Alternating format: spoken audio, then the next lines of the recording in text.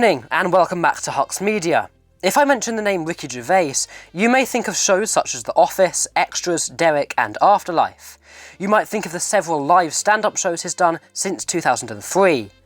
One more thing you may think about, however, is the radio show turned podcast turned animated series that lasted for more than 10 years. This is the history of The Ricky Gervais Show. The year is 1998. London's new alternative radio station, XFM, needed someone to host their weekly 2-hour show. The man in which was, of course, Ricky Gervais. Gervais already had a career as an artist. His new wave duo, Shauna Dancing, released 2 singles that failed to chart, and the band split up after only 1 year. He would go on to manage the band Suede before joining the new XFM station. With Gervais hired, he now felt he needed an assistant. Stephen Merchant was a student at the University of Warwick and had slight experience in the field of radio. He hosted The Steve Show on University Radio in 1995. After seeing an ad for a position on XFM, Merchant applied for the job. The CV he had handed in just so happened to be the first that Gervais saw, and just like that, he was hired. Their first show broadcasted in January 1998. This series had picked up the title of Series 0 by the community, and some of it can be listened to on the web, although some dates of which the episodes are broadcast is unknown, and the quality still remains to be quite poor. Later in the same year, XFM was bought by the Capital Radio Group, which changed the location, format and policy on what music could be played on the station. This led to both Gervais and Merchant leaving, with Steve securing a new job at the BBC as a trainee assistant producer. Here, he was ordered to make a short film, and the result, alongside some help from Gervais, was CD Boss, a precursor to what the duo would go on to make later, The Office. The CD Boss demo received great reception by controllers at the BBC, and they commissioned a pilot to be made.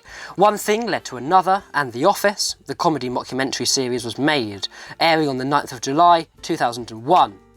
This brought Gervais and Merchant to wealth, success and fame, but despite this, they still returned to XFM in August.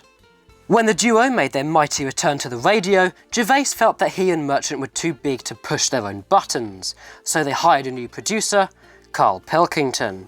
Pilkington had more experience in radio out of the group. He volunteered in hospital radio, then worked as a presenter in a Manchester station before being moved to XFM to produce The Ricky Gervais Show.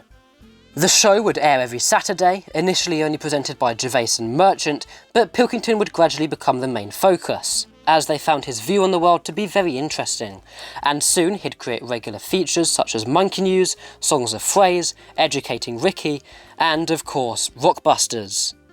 The XFM radio show all ended in 2005, when Gervais and Merchant were offered to make the show into a podcast by Guardian Unlimited. They took the offer on the fact that a podcast would provide more freedom when it comes to discussion. The series would last 5 series before the Ricky Gervais Guide 2 was created, a series of podcasts where each episode would focus on a specific subject, e.g. philosophy, natural history, law and order, and even the World Cup. These podcasts were adapted into an animated series that held the same name, airing on HBO and over here on Channel 4. In July 2012, it was revealed that the 3rd series would be the last. On the 13th, the final episode aired. Meanwhile, An Idiot Abroad, a show airing on Sky that would see Pilkington travel and see the 7 wonders of the world, although it would also see segments where all 3 would have conversations about his travels. The 3rd series would feature Warwick Davis travelling alongside Carl and also making commentary.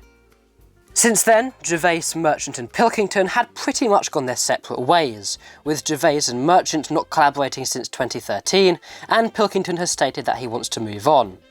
Who knows if these 3 will ever reunite, or if the story is really over.